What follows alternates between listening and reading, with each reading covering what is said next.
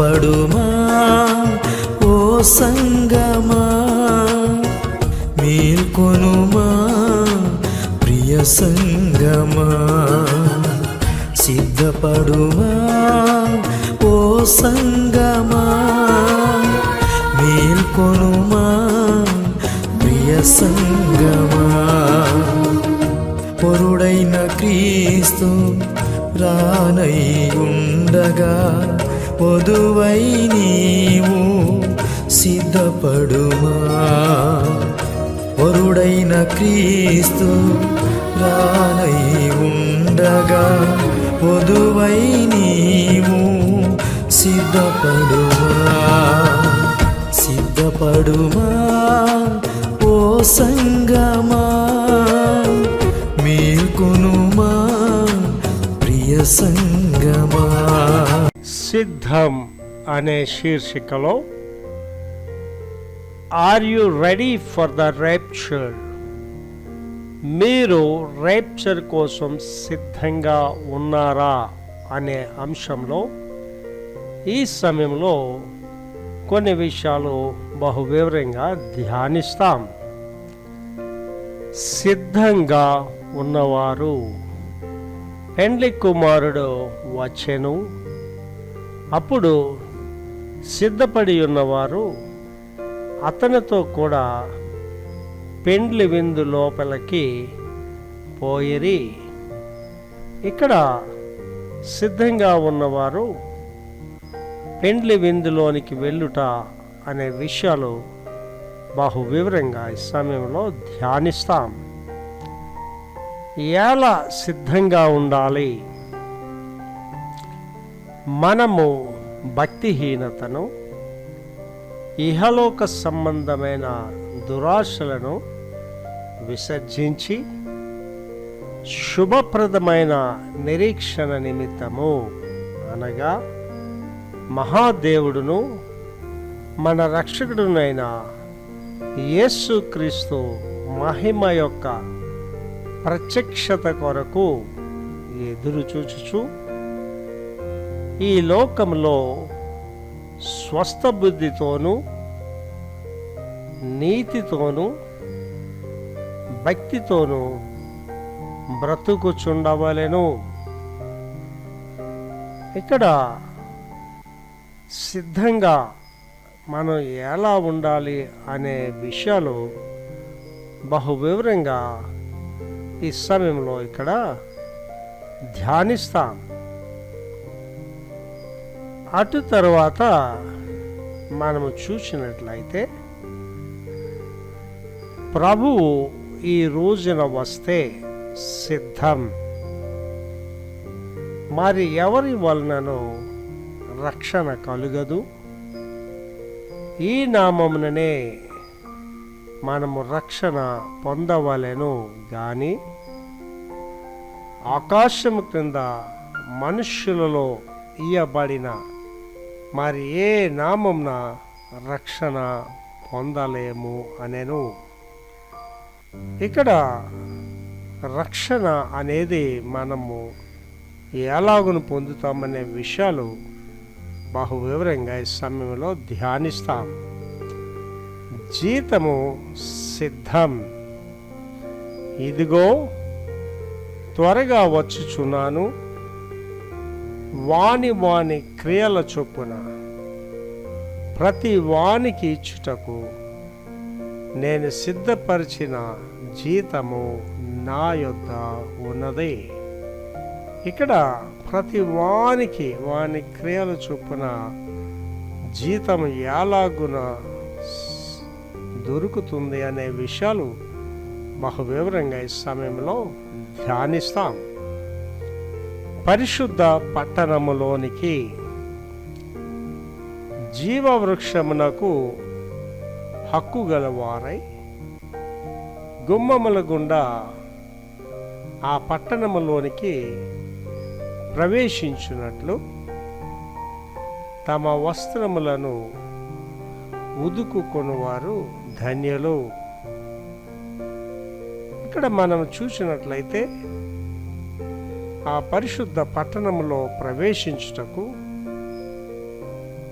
ప్రతి ఒక్కరును తమ వస్త్రములను ఉతుకుకొనవలనని, అట్టివారు ధన్యులని బహు వివరంగా ఈ సమయంలో ధ్యానిస్తాం.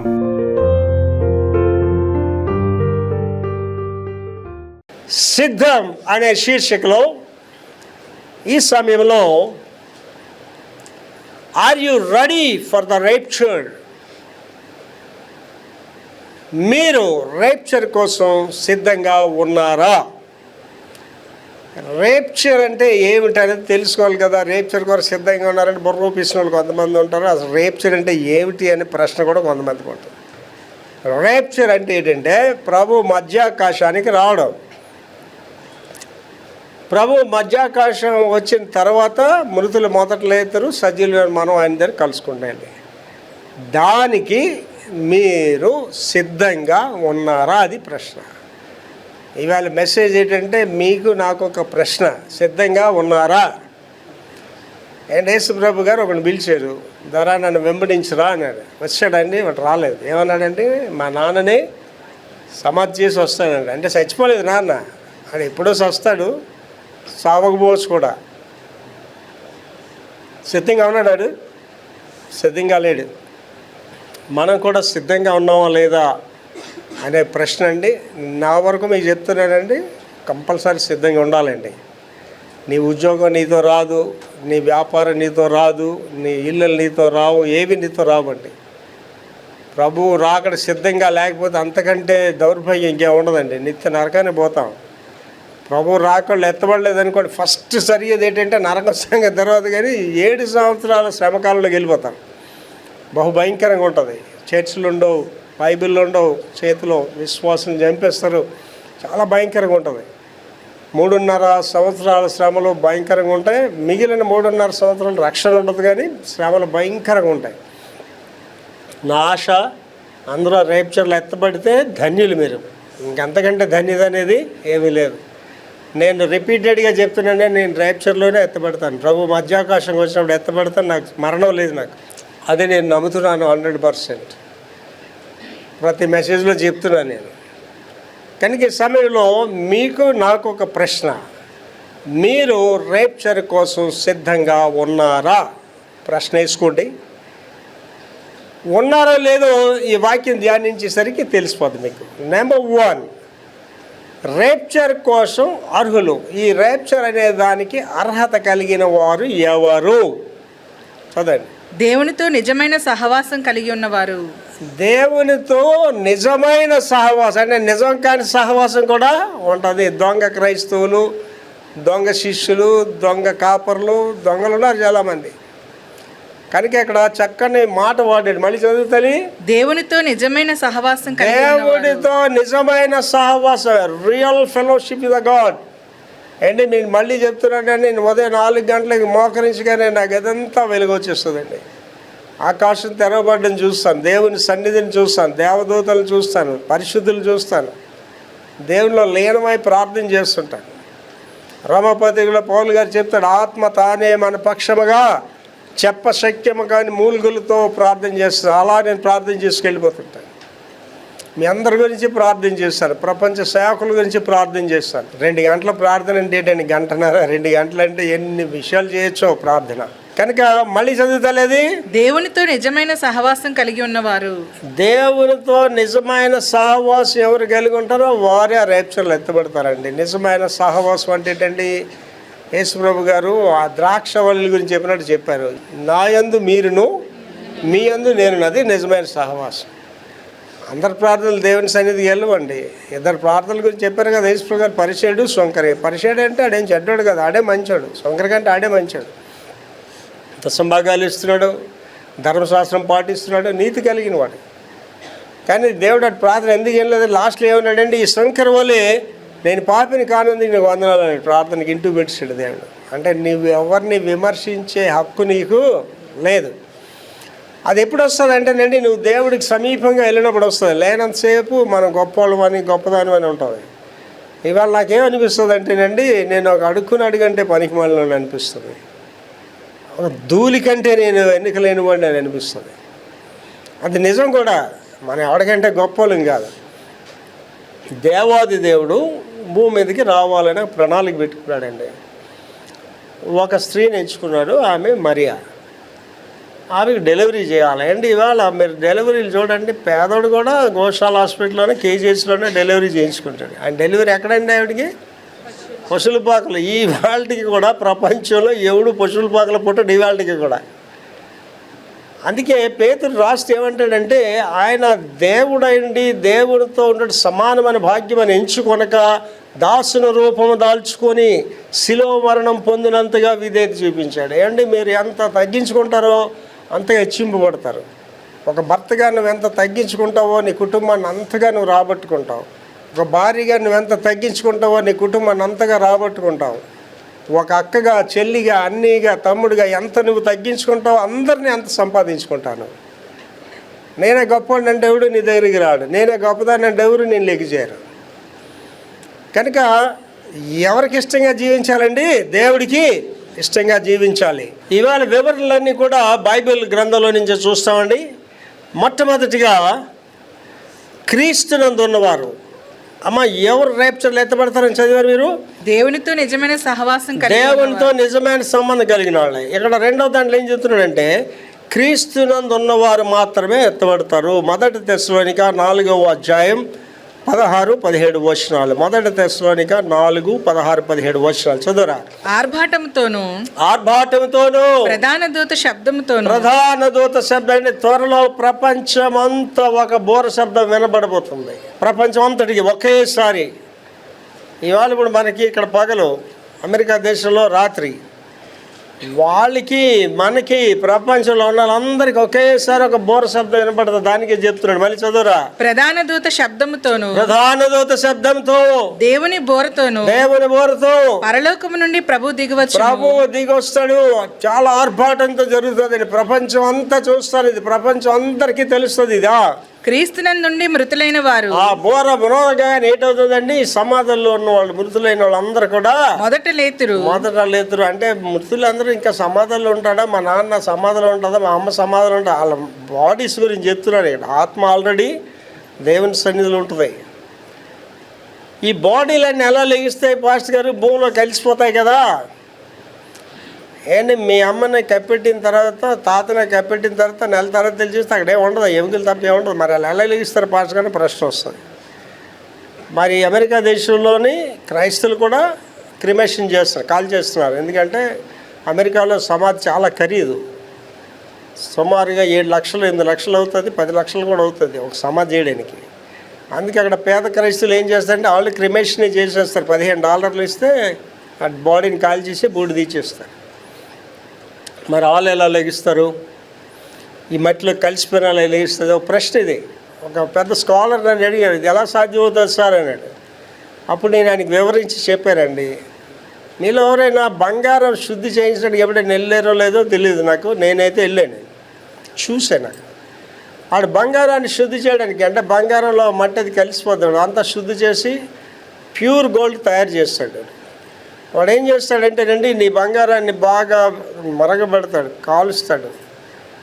వాడు ఒక రసాయనం దీంతో కలుపుతాడు దాన్ని.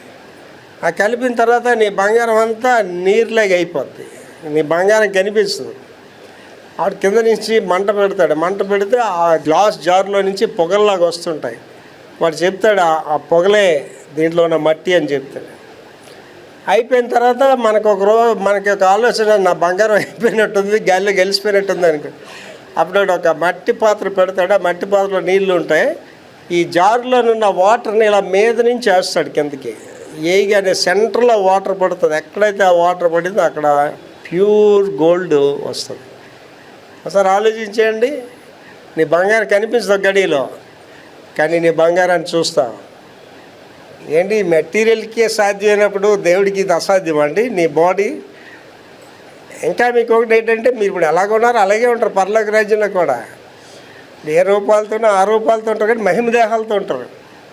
సేమ్ అక్కడ వెళ్ళి చంటి అలాగుంటాడు, వెంకటలక్ష్మి అలాగ ఉంటుంది. వెనకాల వెంకటలక్ష్మి ఇలాగే ఉంటుంది, కానీ మహిమ దేహంతో ఉంటుంది. ఈ మట్టి దేహం ఉండదు. రక్తమాంసములు దేవుని రాజ్యమును స్వతంత్రించుకో. ఇంకా అక్కడ తెల్లవుడు నల్లవుడు ఎవరు ఉంటారు, అందరూ మహిమ దేహాలతో ఉంటే అందరూ ప్రకాశిస్తుంటారు. ఇంకా అక్కడ అందరూ కూడా గొప్ప అధిక్యత అండి. మృతులు మొదట లేతురు, ఆ మీదట ఆ తర్వాత సజీవులమై నిలిచిండు మనము. అంటే మనం చూస్తుండగానే సమాధుల్లో లెగిసిపోతుంటాయండి బాడీలు. ఆ తర్వాత ఏంటవుతుందంటే మనం వారితో కూడా ఏకముగా ప్రభువుని ఎదుర్కోవడానికి ఆకాశ మండలానికి మేఘముల మీద కొనిపోబడుతూ అందులో నేను ఉంటానండి. అదే మీకు చెప్తున్నాను. నేను అప్పుడు ఎత్తబడతాను, ర్యాప్చర్లో ఎత్తబడతాను. నేను, నాకు మరణం ఉండదు. నా దేహం ఇలాగా మహిమ దేహంగా మారి ప్రభు సన్నిధిలోకి వెళ్ళిపోద్ది. తర్వాత కాగా మనము సదాకాలము ప్రభుతో కూడా ఉందము. కాబట్టి ఈ జరగడం వలన సదాకాలం for ever and ever we live with the living God. సదాకాలము దేవుడితో మనం జీవిస్తాం. ఏంటో సార్ ఆలోచించండి. ఈ చిన్న చిన్న శ్రమలకి బాధలకి అన్ని బాధలు పడిపోతామండి. ఇవన్నీ తాత్కాలికమండి. This world is not our world, this is a temporary world. కష్టాలు పడుతున్నవా టెంపరీ, బాధలు పడుతున్నవా టెంపరీ, ఇబ్బందుల్లో ఉన్నవా టెంపరీ, ఇవన్నీ టెంపరీ. కానీ నువ్వు ఎక్కడికి వెళ్ళిపోతానండి? మహామహిమలోనికి వెళ్ళిపోతున్నావు. యుగ యుగములు సదాకాలం ఆయనతో జీవిస్తామండి. 2 సదాకాలాలు ఉన్నాయి. ఒక సదాకాలం దేవుడితో జీవించడం, ఇంకో సదాకాలం ఎక్కడండి? అగ్ని గంధకంతో మనుషుని కొండలో. ఎక్కడికి వెళ్తారు మీరే డిసైడ్ చేసుకోండి. ఏంటి ఇక్కడ ఉన్న వాళ్ళందరూ కూడా చెప్తున్నానండి. నేను అమెరికా ఫస్ట్ టైం వెళ్ళినప్పుడే నేను ఒక సేయింగ్ తెచ్చుకున్నాను ఒకటి. చాలా కాలం మా ఇంట్లో ఉండేది అది. అదేంటంటే death forgets no one, live for Jesus now. మరణం అనేది ఎవరిని మర్చిపోదు కనుక ఇప్పుడే ప్రభు కొరకు జీవించు. అంటే మనకి ఎన్నో ఊహలు ఉంటాయి. నాకు మంచి భర్త వస్తాడు, ఇలా మంచి భార్య వస్తుంది, ఆకాశంలో విహారం చేస్తాను ఎలాగ అనుకోవచ్చు. కానీ ఇంటికి వెళ్తే టైపిల్ మనం చచ్చిపోవచ్చు. నువ్వు ఇవన్నీ చూడకముందే నువ్వు చచ్చిపోవచ్చు. అది మాత్రం గ్యారంటీ. లోకానుసార్లు ఏమన్నారండి? పుట్టుట గిట్టుట కొరకే అన్నాడు. పుట్టే తర్వాత నెక్స్ట్ వచ్చేది ఏంటి? మరణమే. ఈ స్పాన్ ఎంతో నీకు తెలియదు, ఈ మధ్యకాలం ఎంతో నీకు తెలియదు. 70 సంవత్సరాల, 80 సంవత్సరాల, 10 సంవత్సరాల, 20 సంవత్సరాలు ఏదో తెలియదు నీకు. అది సిద్ధపడవు. దానికి ఉండాలి ఏంటండి? ప్రభు రాకడానికి మాత్రం సిద్ధపడి ఉండాలి. You must prepare for that. అంటే ఇక్కడ ఉన్న వాళ్ళందరికీ చెప్తున్నాడు, ఆ మైకులు ఉన్న వాళ్ళు చెప్తున్నాడు, ప్రపంచంలో నువ్వు ఏది కోల్పోయినా ఏం కోల్పోవండి, ఏసైని కోల్పోతే అన్ని కోల్పోతావు. If you lose anything in the world you lose nothing, but if you lose Jesus you lose everything. ఎంత పవర్ఫుల్లో చూడండి యేసయ్య రక్షణ నామం, ఎంత పవర్ఫుల్లో చూడండి. ఏమన్నాడండి లాస్ట్లో? సదాకాలము, ఫర్ ఎవర్ అండ్ ఎవర్ ఆయనతో జీవిస్తాం. మృతులు అక్షయులుగా, అంటే చచ్చిపోయిన వాళ్ళు బతికిన వాళ్ళుగా. 1 కొరింథీ 15, 51, 52 వచనాలు. 1 కొరింథీ 15, 51, 52 వచనాలు చదువురా. ఇదిగో మీకు ఒక మర్మము తెలుపుచున్నాను. ఇదిగో మీకు ఒక మర్మము, ఒక సీక్రెట్ మీకు తెలియచేస్తున్నాను. మనమందరము నిద్రించము గాని. మనమందరము నిద్రించడం అంటే మనం ఏంటంటే చచ్చిపోయాడు. మా అమ్మ చచ్చిపోయింది, మా నాన్న చచ్చిపోయాడు. చచ్చిపోవడం అనలేదు, నాకు ఏమన్నారండి? వాళ్ళని నిద్రించుతున్నారు అన్నాడు. మరణం ఎక్కడ వాడబడేదండి ఆ మాట? అగ్ని గంధకములతో మండుచున్న గుండము, ఇది 2, అది మరణం. ఇక్కడ చచ్చిపోయిన వాళ్ళు ఏంటన్నాడండి? నిద్రించుతున్నారు అంటున్నాడా? మనమందరము నిద్రించము గాని నిమిషములో ఒక రెప్పపాటున కడబోర మ్రోగగానే, కడబోర ఎప్పుడైతే మోగిందో మనమందరము మార్పు పొందుదుము. అందరం మార్పు పొందేస్తాం. బోరం రోగును అప్పుడు మృతులు అక్షయులుగా లేపబడుతారు. అందరూ అక్షయులుగా లేపబడతారు. మనము మార్పు పొందుదుము. మనం మార్పు పొందుతాం. This a great thing is going to happen very soon in this world. ఈ మహా అద్భుతం త్వరలో జరగబోతుంది. మీకు ఇమాజినేషన్ చేసుకోండి, ఊహించుకోండి. ఇప్పుడు కడబూరు రోగింది అనుకోండి, గ్యారంటీగా సగమంది ఇక్కడ ఉండిపోతారు, సగమంది ఎత్తబడతారు. అలా ఎవరో మీకు తెలియదు.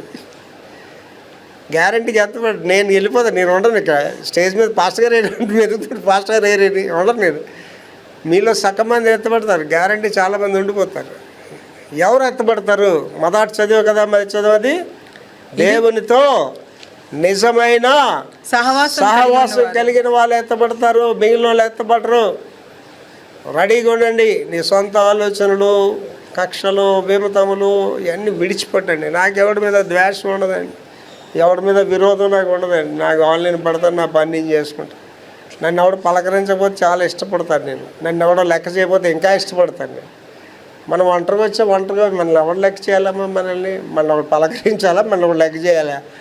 తల్లి గర్భం నుండి దిగంబరని వచ్చాను, దిగంబరని వెళ్ళిపోయినాడు. నీకే ఒకటితో లెక్కేటండి, ఎవరితో నీకు లెక్కలేదు. ఎవరు నీతో రారు.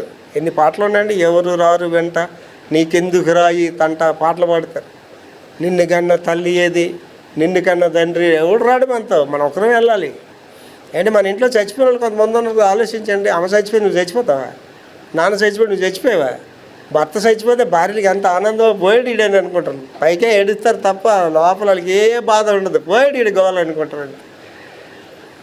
ఎవడు చచ్చిపోడండి, ఎవడి జీవితం వాడిదే. కనుక నువ్వు ఒంటరిగా వచ్చావు, ఒంటరిగా వెళ్ళిపోతావు. సిద్ధపడి ఉండండి. లాస్ట్ అండ్ అందులో సిద్ధంగా ఉండుడి. సిద్ధంగా ఉండాలంటే ఏం చేయాలి? Matthew 24:42-44, మత్తయి సువార్త 24:42-44 చదువురా. కావున ఏ దినమున మీ ప్రభువు వచ్చునో, కాబట్టి లాస్ట్ కంక్లూజన్ చెప్తున్నాడు, సిద్ధంగా ఉన్నాడు. కాబట్టి ఏ దినమున ప్రభు వచ్చునో మీకు తెలియదు గనుక, మీకు తెలియదు, నాకు తెలియదు. కాబట్టి మెలకుగా నుండుడి. మెలకుగా ఉండండి అంటే పడుకోకుండా ఇలా చేపకల్లోకి పెట్టి ఉండమని కాదు, ఆధ్యాత్మికంగా మెలకువగా ఉండండి. ఏ జామున దొంగ వచ్చునో, ఏ జామున దొంగ వస్తాడో ఇంటి యజమానునికి తెలిసి ఉండి చెప్పొస్తాడండి. ఎక్కడైనా దొంగడు చెప్పినాడు కదా, ప్రభు రాకడ అలాగ ఉంటదట. వచ్చునో అతడు మెలకువగా ఉండి తన ఇంటికి కన్నము వేయనీయడని మీరు ఎరుగుదురు. మీరు అనుకొనని గడియలో మనుష్య కుమారుడు వచ్చును గనుక మీరును సిద్ధముగా ఉండుడి. మీకు తెలియని గడియలో మనిషి కుమారుడు వస్తాడు కాబట్టి సిద్ధపడి ఉండండి. అదే సిద్ధం. కంక్లూషన్. ఈ సిద్ధంలో మీరు ఎత్తబడాలి అంటే, ఈ రైప్చర్లో మీరు ఎత్తబడాలంటే సిద్ధం అనేది మస్ట్. అందుకే ముగింపులో ఈ మెసేజ్ ఎన్నుకున్నామండి, ఈ టాపిక్ ఎన్నుకున్నాం. బైబిల్ వివరణలోకి వెళ్ళిపోతున్నామండి. బైబిల్ వివరణలో 5 విషయాలు ధ్యానిస్తాం. ఒకటి ఏంటంటే సిద్ధంగా ఉన్నవారు, అదే మూలవాక్యం. సిద్ధంగా ఉన్నవారు Matthew 25:10, మత్తయి సువార్త 25:10, అదే మూలవాక్యం. చదువురా. పెండ్లి కుమారుడు వచ్చెను, అప్పుడు సిద్ధపడి ఉన్నవారు. పెండ్లి కుమారుడు వచ్చాడు, అప్పుడు సిద్ధపడి ఉన్నవారు అతనితో కూడా పెండ్లి విందుకు లోపలికి పోయిరి. దీని కథ ఉదాహరణ ఏంటండి? 10 మంది అక్కడ పిలువబడ్డారు. వర్జిన్స్ అన్నారు, కన్యకులు 10 మంది పిలువబడ్డారు ఆ విందుకి. అందులోని 5 ఏంటంటే ఈ నూనె సరిపోతుందిలే, వచ్చేసరికి లోపల పెళ్ళికొడుకు అనుకున్నారు. దేంట్లో సిద్ధంగా లేరండి. కరెక్ట్గా పెళ్ళికొడుకు లేట్ అయ్యాడు. అయ్యేసరికి నూనె అయిపోయింది. ఆ మిగిలిన 5కి చెప్పారు, మేము వెంటనే వెళ్ళి ఆయిల్ కొనుక్కొని వచ్చేస్తాను. ఇలాగ వెళ్ళారు. అప్పుడు ఇది జరిగింది అనమాట. వాళ్ళు ఇలాగ వెళ్ళగానే, అందుకే ఆ వచనంలోని బైబిల్లో ఆ ముందు మాట ఉంటుంది, వారు కొనబోచుండగా, అంటే while they went to buy oil, అంటే మిగిలిన 5 కూడా వారు వెళ్ళి కొనబోచుండగా, అంటే అక్కడ లేరు, అక్కడ ఆ స్పాట్లో లేరు. వారు వెళ్ళి కొనబోచుండగా అప్పుడు ఏమైందమ్మా? చదవండి. పెండ్లి కుమారుడు వచ్చాను. వాళ్ళు కొనడానికి వాళ్ళు వెళ్ళిన టైంలో పెళ్లి కుమారుడు వచ్చేసాడు. ఏంటి ఆలోచించండి. నువ్వు ఈ లోకంలో తిరిగిలాడుతూ ఈ లోకానుసారంగా ఉండి, నా ఉద్యోగమే నాకు ముఖ్యం, నా వ్యాపారమే నాకు ముఖ్యం, నేను నా వ్యాపారం అని నేను రాలేనండి, నా ఉద్యోగం అని నేను రాలేనండి, నా ఇంట్లో పని మాని రాలేనంటే నువ్వు దేవుడికి అవసరం లేదు కూడా. ఏమన్నా వాళ్ళు వెళ్ళలేదు కొనడానికి, వాళ్ళ పని మీద వాళ్ళు వెళ్ళారు. వెంటనే ప్రభు వచ్చేసాడు, పెండ్లి కుమారుడు వచ్చాను. అప్పుడు సిద్ధపడి ఉన్నవారు, అప్పుడు సిద్ధపడి ఉన్నవారు, ఎవడ సిద్ధపడి ఉన్న వారు అతనితో కూడా పెండ్లి విందుకు లోపలికి పోయిరి. సిద్ధపాటు లేకపోతే ప్రభు రాజ్యంలోకి వెళ్ళమండి. పెళ్లి విందు గురించి చెప్పలేదు అక్కడ. ప్రభు రాజ్యం గురించి చెప్తున్నాడు. సిద్ధపాటు, నువ్వు ఆటో దొక్కుతున్నావా, స్కూటర్ దొక్కుతున్నావా, కారు దొక్కుతున్నావా, పనులు ఏం చేసుకుంటా, అవన్నీ లోకాంశం జరిగేవి అవి. కానీ సిద్ధపాటుకి వెళ్ళి ఉండాలి. కొరియా దేశంలో పైలట్, కో పైలట్ అని ఇద్దరు ఉంటారు విమానం నడపడానికి. ఆ పైలట్ ఆ డ్యూటీకి వెళ్ళే ముందు చెప్తాడండి దానికి, నేను మార్మన్స్ అనుభవం పొందిన వాడిని, ఫ్లైట్ మధ్యలో వెళ్తుంది అనుకోండి, ప్రభు రాకడ వస్తే నేను ఎత్తబెడతాను, ఫ్లైట్లో ఉన్న అందరూ చచ్చిపోతారు, కనుక మార్మన్స్ లేని ఒకరిని కో పైలట్గా పెట్టండి అంటాడు. కొరియాలో జరుగుతున్న విషయం అది. ఏంటంటే నేను కార్ డ్రైవ్ చేసి వెళ్తున్నాను అనుకోండి, నా కారులో మార్మన్స్ అనుభవం లేని వాళ్ళు 4 కూర్చున్నారు అనుకోండి, ప్రభు రాకడ వస్తే స్టీరింగ్ వదిలేసి వెళ్ళిపోతుంది. అప్పుడు కార్ కిందకి వెళ్ళి అవునా గుద్దేస్తుంది, ఈ 4 చచ్చిపోతారు. కనుక ఐ షుడ్ బి కేర్ఫుల్, చాలా జాగ్రత్తగా ఉండాలండి. ఈజీగా తీసుకోవడానికి వీల్లేదండి. ఇది ఈజీగా తీసుకుంటే నష్టపోయేది మీరే. అందుకే పౌలు గారండి బాధతో మాట చెప్తాడు, ఎంత గొప్ప రక్షణ నిర్లక్ష్యము చేసి ఎలాగ తప్పించుకుంటామంటాడు. ఆలోచించేయండి. ఇది మరి చాలామంది నిర్లక్ష్యం చేస్తారు మారు మనిషిని. అస్సలు నిర్లక్ష్యం చేయకండి. ఇదే రక్షణ గడియ, ఇదే రక్షణ దినము. సిద్ధంగా ఉన్నవారు, మళ్ళీ చదివారు ఒకసారి అది. పెండ్లి కుమారుడు వచ్చాను, పెళ్లి కుమారుడు వచ్చాడు, అప్పుడు సిద్ధపడి ఉన్నవారు, సిద్ధపడి ఉన్న వాళ్ళందరూ కూడా పెండ్లి విందుకు లోపలికి వెళ్ళిపోయారు, ఆ పరలోక రాజ్యంలో ప్రవేశించారు. ఇప్పుడు మీకు ప్రశ్న, ఆర్ యు రెడీ? టైటిల్ అదే కదా, మీరు సిద్ధంగా ఉన్నారా, రెడీగా ఉన్నారా వెళ్ళిపోవడానికి పెళ్లి కుమార్తెతోని? నెక్స్ట్, ఎలా సిద్ధంగా ఉండాలి? క్వశ్చన్ వస్తుంది కదా. సిద్ధంగా ఉండ బాగానే చెప్తారు కానీ ఎలా ఉండాలి పాస్టర్ గారు? Titus chapter 2 verse 12 and 13. తీతు పత్రిక 2వ అధ్యాయము 12-13 వచనాలు. మనము భక్తిహీనతను, మనము సిద్ధంగా ఉండడానికి ఏంటండి? భక్తిహీనతను, ఇహలోక సంబంధమైన దురాశలను విసర్జించి.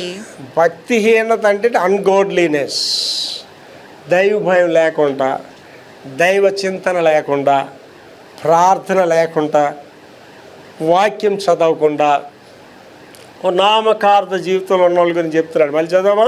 మనము భక్తిహీనతను, ఆ భక్తిహీనతను, ఇహలోక సంబంధమైన దురాశలను విసర్జించి. ఇహలోక సంబంధమైన దురాశలు విసర్జించాలి. మన బంధాలు ఎక్కడ ఉన్నాయండి? అంతా లోకంతో ఉన్నాయి. మన బంధాలన్నీ లోకంతో. నేను గుడికి వచ్చాం, వాక్యం విన్నాం, మంచిదే. సాయంత్రం ఎక్కడ ఉన్నావు? నైట్ ఎక్కడ ఉన్నావు? క్లబ్బుల్లో పోతున్నావా? విహారయాత్రలో పోతున్నావా? లాంగ్ రైడ్స్కి పోతున్నావా? తాగుబోతులు ఎందుకు పోతున్నావా? ఎక్కడ పోతున్నావు? అదే చెప్తున్నాడు. 2వ భాగం చదామా. ఇహలోక సంబంధమైన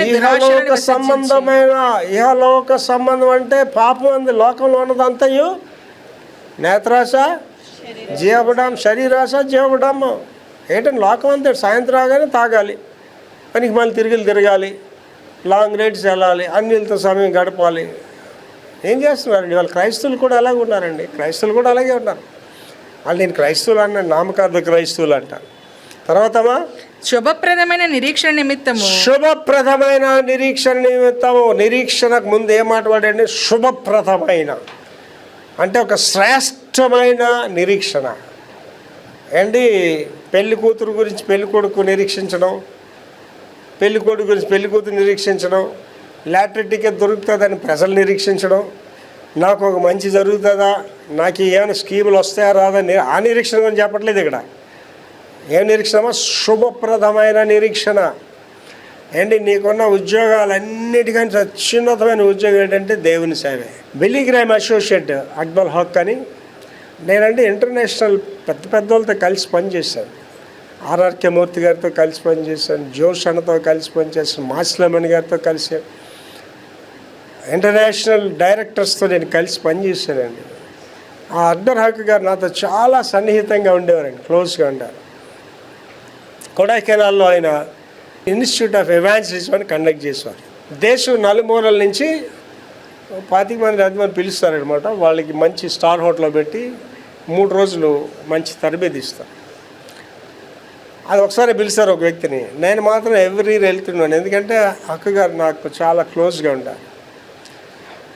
ఒకరోజు నేను ఆయన రూమ్లో కూర్చొని మాట్లాడుతున్నాను. చాలా పెద్ద ఆయన ఇంటర్నేషనల్ పర్సన్. విక్టర్, నీకు ఒక విషయం చెప్పాలి అని. ఏంటి సార్ అని.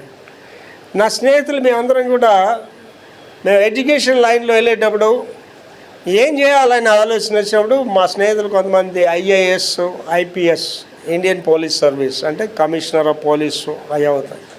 ఐఏఎస్ అంటే కలెక్టర్సు, ఈ యొక్క కార్పొరేషన్ ఆఫీస్ కమిషనర్, ఈ post IAS Indian administrative service. పెద్ద పోస్టులే కదండి. కలెక్టర్ అంటే పెద్ద పోస్టే, పోలీస్ కమిషనర్ అంటే పెద్ద పోస్టే. వాళ్ళందరూ ఫ్రెండ్స్ అందరూ అనుకుంటున్నారట, ఈయన మాత్రం ఆలోచిస్తున్నాడట ఏం చేయాలని. ఇంటికి వెళ్ళిన తర్వాత వాళ్ళ నాన్నగారు అన్నట, అరే హక్కు నిన్ను దేవుని సేవకు సమర్పించారా, కానీ దేవుని సేవకి వెళ్ళాలరా అని. ఆవిడ ఫ్రెండ్స్ మరుసటి రోజు వెళ్తే ఏంట్రా నువ్వు డిసైడ్ అయ్యావు అన్నట. నేను ఇంకేం డిసైడ్ అవ్వలేదు, ప్రార్థన చేస్తున్నాను. 3 రోజుల తర్వాత మళ్ళీ గెలిచారట ఫ్రెండ్స్. అప్పుడు నేను దేవుని సేవకి వెళ్ళడానికి డిసైడ్ అయినని చెప్పాడట. చెప్తాడు, విక్టర్ నా ఫ్రెండ్స్ అందరూ ఇవాళ రిటైర్ అయిపోయారు, ఇంటి దగ్గర ఖాళీ కూర్చొని గోలు గిలుకుంటున్నారు, ఇవాళ దేవుడు నన్ను ప్రపంచం అంతా వాడుకుంటున్నాడు, నాకు రిటైర్మెంట్ లేదన్నాడండి. సార్ ఆలోచించేయండి, దేవుని సేవలో ఉన్న ఆధిక్యత అది. వ్యాపారం దీలా పడిపోయే పరిస్థితులు ఉంటాయి. మీరందరూ విని ఉంటారు, స్పెన్సర్స్ చాలా పెద్ద సంస్థ, ఇవాళ స్పెన్సర్స్ మూసేసారు. లేదు, వ్యాపారాలు పోతాయి. ఇవాళ నీ వ్యాపారం రేపు ఉండకపోవచ్చు, నీ ఉద్యోగం రేపు ఉండదు, నీ ఆధిక్యత రేపు ఉండదు, నీ డబ్బు రేపు నీకు ఉండదు. కానీ ఒకటి మాత్రం నీకు ఎప్పుడు ఉంటుంది, ఎవరండి? యేసై నీతో ఉంటాడు. చాలా ఇంపార్టెంట్ థింగ్ అండి ఇది. చదవమా. శుభప్రదమైన నిరీక్షణ నిమిత్తము.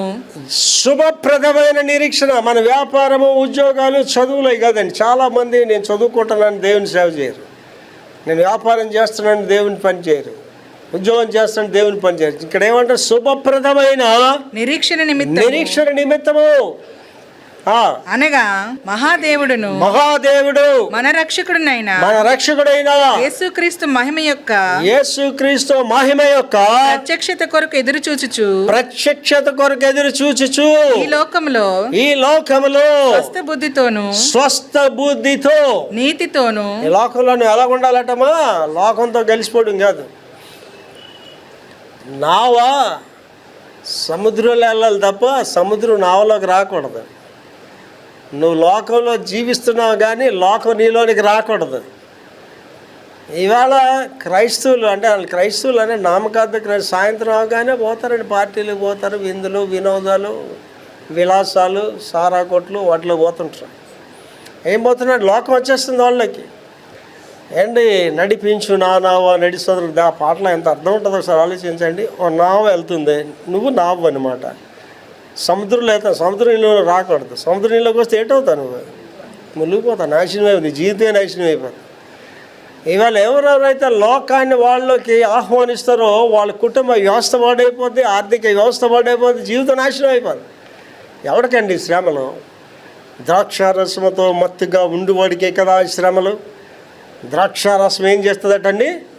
వెక్కిరింతల పాలు చేస్తుంది, కట్ల పొలం పోలే కాటేస్తాడండి. తాగుబోతుడు ఒకటి మర్యాద ఇస్తాడండి, తాగుబోతుడు అనేస్తాడు అండి. తాగుబోతాడు వాళ్ళ ఆడపిల్లని పెళ్లి చేసుకోవడం కూడా వారు ముందుకు రారండి. అబ్బాబా వాళ్ళ బాబు తాగుబోతాడండి అంటారు.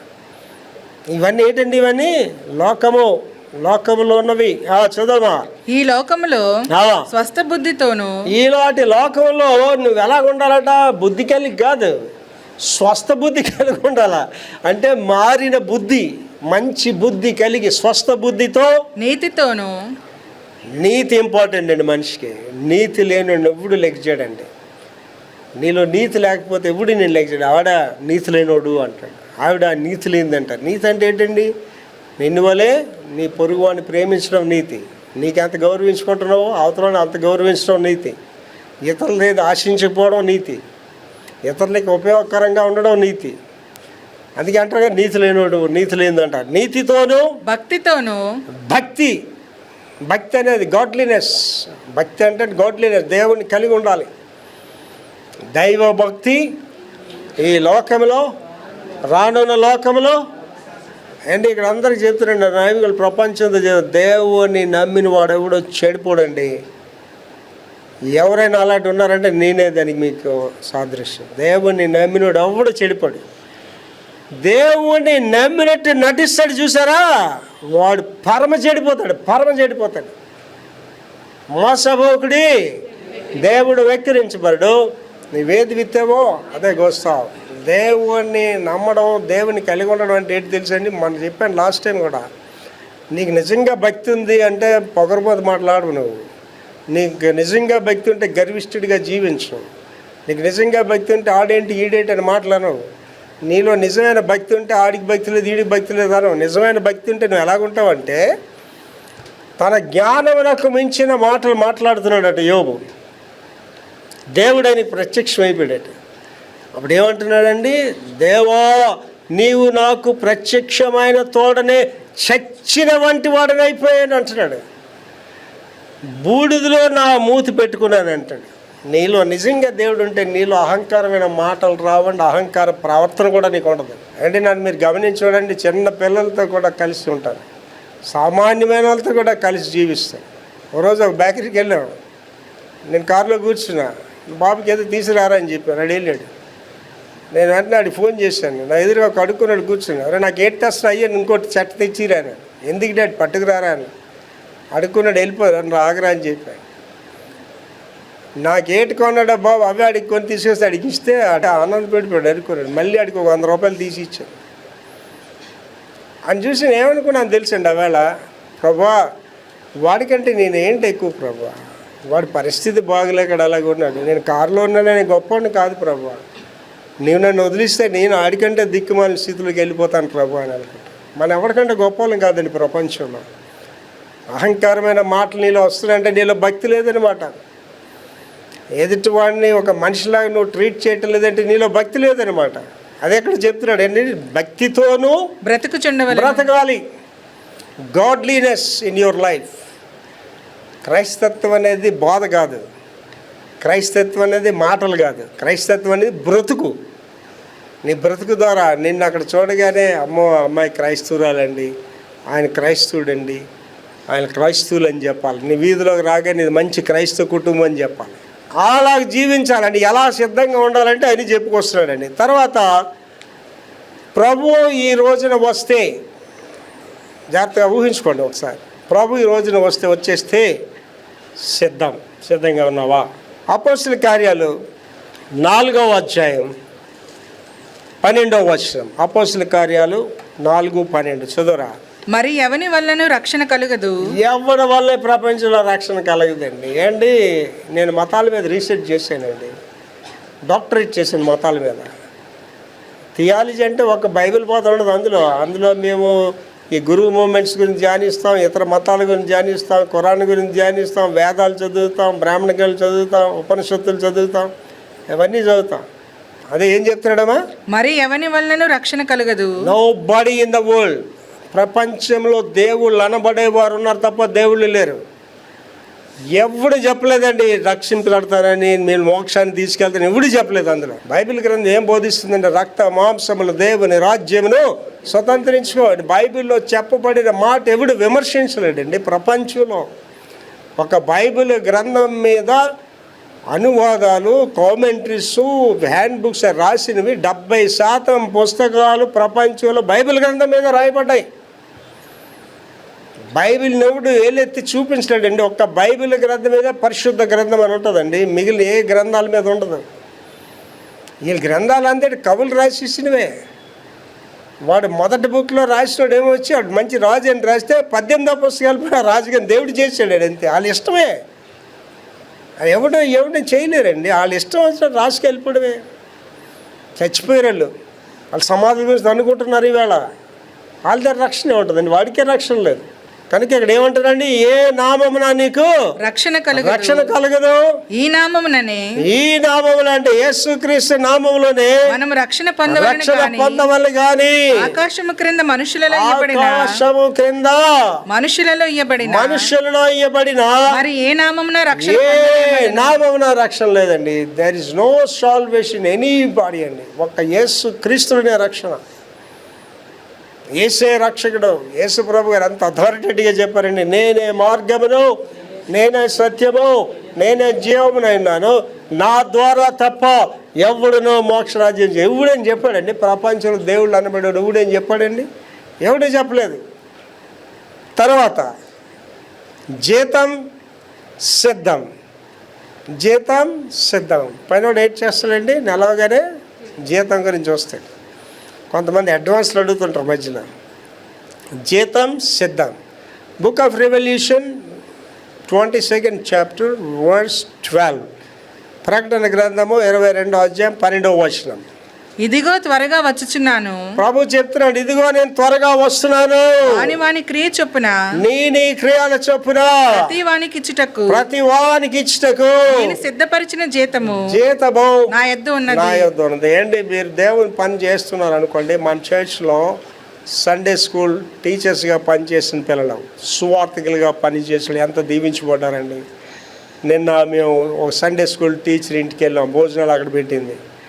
ఆ విషయాలన్నీ మాట్లాడి ఆ పాపను దేవుడు ఎంత దీవించాడండి. ఇవాళ ఒక 70 లక్షలు ఖరీదు చేసి ఒక అపార్ట్మెంట్ సంపాదించుకుందండి. ఎంతమందికి సహకారిగా ఉందండి. అంటే దేవుడు ఏం చూశాడండి? వాడు పనిని చూశాడు, వాడు హృదయాన్ని చూశాడు. అండ్ స్వార్థికుల పిల్లలు పెళ్ళిళ్ళలో ఎంత ఆనందంగా జీవిస్తున్నారు. ఇవాళ కాపరిగా నేను ఎంతగా ఆశీర్వదింపడ్డానండి. ఈ ఫలాలన్నీ ఎవరు దేవుడు ఇచ్చిండు నాకు. కనుక దేవుడికి నువ్వు ఇంత పని చేస్తే దేవుడు ఇంత ఫలాన్ని ఇస్తాడు. అదే చెప్తున్నాడు. మళ్ళీ చదవరు అది. ఇదిగో నేను త్వరగా వచ్చుచున్నాను, త్వరగా వస్తున్నాను, వాని వాని క్రియ చొప్పున నీ క్రియల చొప్పున ప్రతి వానికి నీకు ఇచ్చుటకు నేను సిద్ధపరిచిన జీతమున ఎద్దనున్నది. దేవుడు నీకు జీతం ఇవ్వడానికి ఏమైనా పని చేసావా? పరలోక రాజ్యానికి వెళ్ళావు. ఏమా నా కుమార్తె ఏం చేశాను? ఏడ్ చేస్తాం ప్రభా, కాలేజీకి వెళ్ళి అలిసిపోయి బాధలు కష్టాలు చదువుతోటే అయిపోయింది. అమ్మా నువ్వేం చేసేవే నా బంగారు తల్లి అంటే, ఆ మిషన్లు, ఆ కుట్టులు, మగమోడు వచ్చాడా, ఈడొచ్చాడా, ఆడొచ్చాడా, మెటీరియల్స్ కొనుక్కొని వీటికే టైం చాలకపోతే ఇంకా ప్రార్థన ఏంటి పాస్టర్ గారు? అమ్మా ఏటమ్మా దేవుని గురించి ఏమైనా చేసి ఆ పాస్టర్ గారు హాస్పిటల్లో నా రక్తం పిండేస్తున్నారు పాస్టర్ గారు, ఆ పని చేయలేక ఎడుతుంటే ఇంటికి వచ్చి అలా జారబడిపోతే ఇక దేవుడి పని ఏడు చేస్తారండి పాస్టర్ గారు. ఓహో ఉద్యోగాలు చేసిన వాళ్ళు, వ్యాపారాలు చేసిన వాళ్ళకి బిజీగా ఉంటుందా? ఇంటి దగ్గర ఖాళీగా ఉన్న వాళ్ళకి ఖాళీగా ఉంటుందని, అమ్మా ఇంటి దగ్గర ఖాళీగా ఉండగా ఏమంటే పాస్టర్ గారు గిన్నెలు తవ్వాలండి, వంట వండాలండి, మళ్ళీ వంట తినాలండి, మళ్ళీ గిన్నెలు తవ్వాలండి అండి, ఇల్లు తోడాలండి. వీళ్ళకి ఖాళీ లేదట, వాళ్ళకి ఖాళీ లేదట, ఎవరికి ఖాళీ లేదట దేవుడి పని చేయడానికి. ఎంత అన్యాయం ఒకసారి ఆలోచించండి. ఏ పని నీకు ముఖ్యమండి? నీ ఉద్యోగానికంటే, నీ వ్యాపారానికంటే, నీ చదువులకంటే దేవుడి పని ముఖ్యం. అది నువ్వు చేసినప్పుడు దేవుడు నీ పని కూడా ఎలా చేస్తాడు? ముఖ్యంగానే చేస్తాడు. అప్పుడే నీకు ఆశీర్వాదాలు నీ దగ్గరకు వస్తాయి. అండ్ వెక్టర్ ప్రభాకర్ ఇప్పుడు ఆశీర్వాదాల దగ్గరికి వెళ్ళలేదండి, ఆశీర్వాదాలే వెక్టర్ ప్రభాకర్ దగ్గరికి వస్తాయి. ఏంటి కావాలో దేవుడు నాకు పంపిస్తాడండి. ఏలియా దగ్గరికి కాకులు వెళ్ళా, కాకుల దగ్గరికి వెళ్ళాడా? ఏలియా దగ్గరికి కాకులు వెళ్ళాయి. మన్నా వీళ్ళ దగ్గరికి వచ్చిందా? వీళ్ళు మన్నా తీసుకొచ్చారు వెళ్ళి వాళ్ళ దగ్గరికి వచ్చింది. దేవుడు నీ దగ్గరికి ఆశీర్వాదాలు పంపిస్తాడండి. నువ్వు వద్దన్నా పంపిస్తాడు. అది దేవుని కార్యం. కనుక నీ జీతం అనేది ఉంది. ఎవరికి జీతం? పని చేసినోడికి, పని చేయనోడికి కాదు. తెల్లారులు పడుకొని ప్రభు వాడికి ఇచ్చా నాకు ఇవ్వలేదంటే ఏమన్నాడండి? సోమరమైన చెడ్డదాసుడా నా యొద్ద నుండి తొలగిపో అన్నాడు. కనుక దేవుడు పని చేయాలి. అందుకే నేను కష్టపడి పని చేస్తాను, అత్యధికంగా పని చేస్తాను. లాస్ట్ అండి, పరిశుద్ధ పట్టణంలోనికి ఇవన్నీ మూలం ఏంటండి? పరిశుద్ధ పట్టణంలోనికి వెళ్ళిపోవడానికి, పరలోకి వెళ్ళడానికే ఇవన్నీ కూడా. Book of Revelation chapter 22 verse 14. ప్రకటన గ్రంథము 22:14. జీవవృక్షమునకు హక్కు గలవారై, చాలా జాతీయం, జీవవృక్షమునకు హక్కు గలవారై గుమ్మముల గుండా ఆ పట్టణములోనికి ప్రవేశించినట్లు తమ వస్త్రములను ఉతుకొని వారు ధనిలు. మళ్ళీ చదువుతలే. జీవవృక్షమునకు హక్కు గలవారై. జీవవృక్షము ఎక్కడ విన్నారు ఈ పేరు? ఆదికాండంలో విన్నామండి. అండ్ చాలామందికి ఏమనిపిస్తుంది అంటే, దేవుడు ఎంత అన్యాయస్తుడు, ఏం తింటే తప్పేమైంది, తినడం వల్ల ఏమైంది, తగిలేస్తాడా ఏదైనా వనంలోంచి, అక్కడ ఖడ్గం దూసిని కావలు పెడతాడా? దేవుడు ప్రేమతో వాళ్ళు తగిలించాడు తప్ప కక్షతో తగిలిలేదు వాళ్ళు. ఒకవేళ వాళ్ళు ఏదైనా వనంలో ఉండి పొరపాటుని కానీ జీవవృక్ష ఫలం తినుంటే ఆడికి మారు మనసు పొందడానికి ఆస్కారం లేదు. యేసు ప్రభు ఈ భూమి మీద శిలువ రక్తం కార్చడానికి రావాల్సిన అవసరం కూడా లేదు. పడిపోయిన దేవతలకు ఎందుకు రక్షణ లేదండి? పడిపోయిన దేవతలకు ఎందుకు రక్షణ లేదంటే వాళ్ళు దే లాస్ట్ అనమాట. అంతే. అంటే ఫర్ ఎవర్ దే లీవ్, ఎప్పటికీ జీవిస్తారు. ఇంకంతే, పాపంలోనే జీవిస్తారు అంతే. మనకి దేవుడు కృపేటి ఇచ్చాడంటే మరణం అనేది ఒకటి ఇచ్చి, ఆ మరణం నుంచి మళ్ళీ మనకి ఏం చేస్తున్నాడు? మహిమలోనికి తీసుకొని వెళ్తున్నాడు. ఏ జీవవృక్ష ఫలాలను కోల్పోయామో మరలా మనకి దేవుడు ఇస్తున్నాడు. చదవమా, జీవవృక్షమునకు హక్కు గలవారై మరలా జీవవృక్ష ఫలాలకు హక్కుదారులు అయిపోతాం. ఆ జీవవృక్ష ఫలాలు మళ్ళీ మనకు వస్తాయి. తర్వాత గుమ్మముల గుండా, ఎలాగండి? దొడ్డు ధోరణి కాదు, గుమ్మముల గుండా ఆ పట్టణములోనికి ప్రవేశించినట్లు తమ వస్త్రములను ఉతుకుకొని వారు ధన్యులు. ఏం చేయాలమ్మా? వస్త్రాలు ఉతుక్కోవాలి. వస్త్రాలు ఉతుక్కోవాలంటే వాషింగ్ పౌడర్ నిర్మాణం వాషింగ్ మిషన్ వేసి కొట్టిండి కాదు వస్త్రాలు. అర్థమైందండి? ఫిలాత్ గారు అలా ఆవిడ కబురు పెడుతుంది. యేసుప్రభు గారి జడ్జిమెంట్ ఇవ్వాల ఫిలాత్. అలా ఆవిడ కబురు పెడుతుంది. చెవుల్లో చెప్తాడు సైనికుడు వెళ్ళి, అయ్యా అమ్మగారు మీకు ఈ మాట చెప్పమన్నారు. ఏంట్రా? ఆ నీతిమంతుడి జోలికి నువ్వు వెళ్ళొద్దు అని చెప్పి. అప్పుడు వాడు ఏం చేస్తాడండి? భార్య చెప్పింది కదా, ఈయనలో నాకే దోషం కనిపించలేదు, ఈ పండగ రోజు నీవు ఒకరిని విడుదల చేయాలి కదా, ఈయన విడుదల చేసేసా. వాళ్ళు బ్యాక్ కుదరదన్నారండి. అక్కడ ఏం రేపడిందండి? వారు ఏకముగా కేకలు వేయిచుండెను, వారి కేకలే గెలిచింది. ఇవాళ లోకంలో ఏంటి గెలుస్తుందండి? కేకలే గెలుస్తాయి. మనమా కేకలేలేము, మనమా మాట్లాడలేము, వాళ్ళే గెలుస్తుంటారు. అప్పుడు ఫిలాత్ గారు ఏమండి కాంటుబట్టుగా అప్పుడు ఏమన్నాడండి? ఈ నీతిమంతుని మరణంలో నాకు ఏ యొక్క ప్రమేయం లేదు, మీరు అడుగుచున్నట్టుగే నేను ఇస్తున్నానని చెప్పలేదు ఆయన, మీరు అడిగినట్టుగే మీకు అప్పగించేస్తున్నాను అని వెళ్ళి ఆ చేతులు నా నీళ్ళలో కడుక్కుంటాడు. అంటే ఈ పాపంలో నాకు దోషం లేదని కడుక్కుంటుంటే అది వాటర్ అంతా రక్తం అయిపోతుంది. రక్తమే. నీవు తెలిసి చేసినా తెలియక చేసిన పాపం అనేది పాపమే. బట్టలు ఉతుక్కోవడం అంటే వాషింగ్ పౌడర్ నిరంతరం ఉతుక్కోవడం అని చెప్పట్లేదు ఇక్కడ. ఏంటి? ఆ 14 అధ్యాయంలోకి వెళ్తే సమూహము, అత్యధిక సమూహము. అయ్యా వీరెవరయ్యా లెక్కింప సఖ్యం కానీ జనసమూహం ఎవరు? వారెవరనగా గొర్రెపిల్ల రక్తములో వాళ్ళ వస్త్రములను ఉతుక్కొని వచ్చారు. వాళ్ళే అన్ని జనాంగం. ఇశ్రాయేలీలు 12 గోత్రాల నుంచి రాయబడితే ఏ గోత్రం నుంచి ఎంతమంది వస్తారో, కానీ మనందరం అన్ని జనాంగం. మరి మనందరం గొర్రెపిల్ల రక్తంలో. ఏమండి విక్టర్ ప్రభాకర్ అనేవాడు చాలాసార్లు చెప్పానండి, నా పాప జీవితం మీకు చెప్తే మీరు నన్ను క్షమించరండి, అసహించుకుంటాను, ఇంత నీచుడు అని ఏడుపు కూడా నాకు వస్తుంది. నేను ఉదయకాలంలో ప్రార్థన చేసినాడు, ప్రభా ఎంత పాపినైనా నన్ను మీరు కనికరించి నా పాప దోషాలు మన్నించి నా వస్త్రాలు ఏం చేశాడని తెల్లని వస్త్రాలు చేశాడు. పౌలు గారు ఇంకో దగ్గర వివరణ ఇస్తా అంటాడు, మీ మీద దోషారోపణగా చేయబడిన పత్రంను శిలోమోను కొట్టి మీ మీద రాయబడిన రాతలన్నీ కూడా తుడిచివేశాడు అంటాడు. ఏంటి మీకు చెప్తున్నాను, ఒక యేసు నామంలోనే నీ పాపాలు క్షమించబడతాయి, ఒక యేసు రక్తంలోనే నీ వస్త్రాలు తెల్లబడతాయి తప్ప ఇంకెక్కడ తెల్లబడవండి. ఏంటి? ఒక బొగ్గుని తీసుకుని వెళ్ళి ఆ బొగ్గుకి చక్కగా వైట్ పెయింట్ రాసేయండి. ఎలా కనిపిస్తుందండి? తెల్లగా కనిపిస్తుంది. టక్ మన ఎలా కొట్టండి బొగ్గు మీద, టక్ మన ఊడిపోయి మళ్ళీ నలుపు వచ్చేస్తుంది. దాన్ని తీసుకెళ్ళి అగ్గిలో పడేయండి, కణకణలాడుతూ నిప్పుగా మారిపోతుంది. నా జీవితాలు అంతేనండి. నువ్వు యేసయ్య రక్తంలో కడగబడినంతకాలము కూడా నువ్వు పాపిగా, దోషిగా, రోగిగా. మళ్ళీ కోపం వస్తుందండి. నేనంటే ప్రజలకి రోగాలు నీ దగ్గరికి ఎందుకు వస్తాయండి? నీ పాపమే నీకు రోగంగా సంక్రమిస్తుంది. ఎంత కోపం వస్తుందండి. మీ తాతనో మీ నాన్ననో ఆ ఇంటి కప్పు మినిస్ కింద దించారనుకోండి, మీ నాన్నగారిని దించారనుకోండి, మీ నాన్నగారు రెవరెండ్ డాక్టర్ బిషప్ ఏమన్నది అనుకోండి, ఆ దించగానే అప్పుడు యేసుప్రభు గారు, హలో రెవరెండ్ డాక్టర్ బిషప్, నీ పాపములు క్షమించబడి ఉన్నవి, నీ పరుపునెత్తికి వెళ్ళిపోమంటే ఆ ఇంట్లో వాళ్ళందరూ ఆనందిస్తారా? ఆ కొడుకులు కూతురులు ఆనందిస్తారంటే కొడుకులు ఊరుకొని కూతురులు అసలు ఊరుకోరు. ఊడురా నువ్వు మా నాన్నని పాప అంటావా, మా నాన్న పాపం చేసాడా అని అడుగుతారు, అడగరండి. కానీ యేసుప్రభు గారు ఏం చేయరండి, నీ పాపములు క్షమించ అంటే ఆడికి ఆ కాలు చేతులు ఎందుకు పడిపోయండి? ఆ మాట అంటే నా మీద ఎందుకంటే ఇలా రాలిపోతారు ప్రజలు. నేను రాలిపోవడం అంటే ఇదేదో లోకానుసార్లు మాట్లాడే మాట అనుకున్నాను చాలా కాలం. ఆ తర్వాత బైబిల్లో చదివితే అక్కడ ఏం రాయబడినదంటే, అరణ్యములో వారు దేవుని మీద తిరుగుబాటు చేసి రాలిపోయిరి అన్నాడు. రాలిపోయారంటే నువ్వు రాలిపోను అంటే రాలిపోవడం అంటే చచ్చిపోను అని అర్థం అనమాట. చాలా జాగ్రత్తగా ఆలోచన చేస్తున్నాడు ఇక్కడ ఉన్న వాళ్ళందరూ కూడా. ఏదో నవ్వడానికి గురించి చెప్పట్లేదు మీకు. నీ పాప జీవితం ప్రజలకు కనిపించదు, దేవుడికి మాత్రం స్పష్టంగా కనిపిస్తుంది.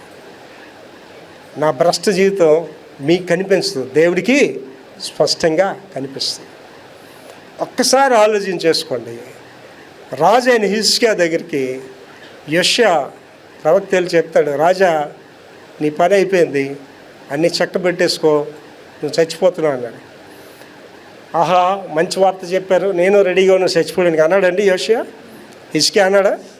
హిజ్కియా ఏంటండి, గోడ వైపు తిరిగి, దేవా నీ ఎదుట నేను ఎలాగూ జీవించుతున్నో జ్ఞాపకం చేసుకోమన్నాడు. That is a prayer with guts అండి, సవాలుతో కూడిన ప్రార్థన అది. నేను దేవుడితో అలాగే పోరాడుతానండి. నా ఇంట్లో కూడా వాడికి రోగం వస్తే ఊరుకోనండి, దేవుడితో పోరాడుతానండి. చర్చిలోని కూడా వాడికి కరోనా రాకూడదని పోరాడానండి దేవుడితో. నేను మాస్కులు పెట్టలేదండి, వ్యాక్సిన్ వేసుకుంటేనే విమానం ఎక్కాలంటే వ్యాక్సిన్ కూడా నేను వేసుకునే విమానం కూడా ఎక్కలేదండి. దేవుని కొరకు పౌరుషం కలిగిన బిడ్డలుగా మనం జీవించాలండి. దేవుని కొరకు రౌద్రం కలిగిన సేవకులుగా మనం జీవించాలి. యేసయ్య కొరకు నేను బలైపోతాననే సేవకులుగా మనం జీవించాలి, బిడ్డలుగా జీవించాలి. మళ్ళీ చదువుతాను ఆ వాక్యం లాస్ట్ అంతా. జీవవృక్షమునకు హక్కు గలవారై, జీవవృక్షమునకు హక్కు గలవారై గుమ్మముల గుండా ఆ పట్టణంలోనికి ప్రవేశించినట్లు తమ వస్త్రములను ఉదుకుకొని వారు ధన్యులు. మీ వస్త్రాలు ఉతుక్కోవాలి, మీ బలహీనత నుంచి పైకి రావాలి, మీ పాపాల నుంచి పైకి రావాలి, మీ దోషాల నుంచి పైకి రావాలి. అప్పుడే ఆ పరలోక రాజ్యంలో మనం ప్రవేశిస్తాం. ప్రార్థన.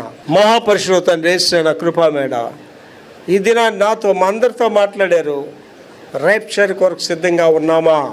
ఎస్ జీసస్, నేను సిద్ధంగా ఉన్నాను తండ్రి. అలాగనే ఇక్కడికి ఉన్నవారు, ఈ యొక్క ప్రపంచంలో ఈ యొక్క మెసేజ్ వింటున్న వాళ్ళందరూ అవును ప్రభువా నేను సిద్ధంగా ఉన్నానని చెప్పే ఆధ్యాత్మిక స్థితిగతుల బిడ్డలకు దయచేయమని యేసు పరిశుద్ధ నామములో వేడుకుంటున్నాం తండ్రి. ఆమేన్.